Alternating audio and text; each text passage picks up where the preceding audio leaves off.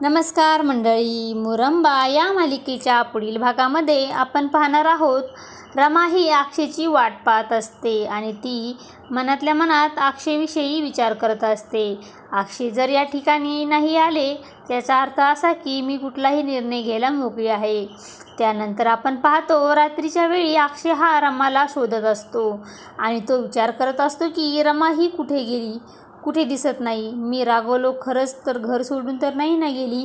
त्याच वेळेस आपण पाहतो अक्षयची नजर ही गणपती समोर ठेवलेल्या दिव्यावर पडते आणि दिवा विझत असतो तेव्हा अक्षय हा धावत जातो आणि दिव्याला हात लावणार तेव्हा रमा देखील दिव्याकडे धावतच जाते आणि दिव्याला हात लावते आणि तेव्हा दोघेही एकमेकांकडे प्रेमाने पाहू लागतात।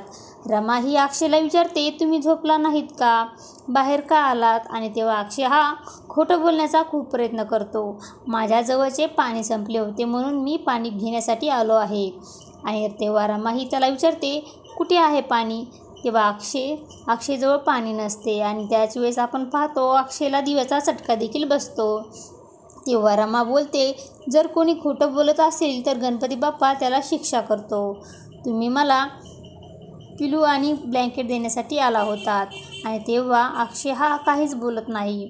आता पुढे येणाऱ्या भागामध्ये अक्षय व रमा यांच्यामधील प्रेम कशा प्रकारे वाढीस लागणार व दोघे पुन्हा एकत्र येणार का हे पाहणे खूपच रंजक ठरणार आहे।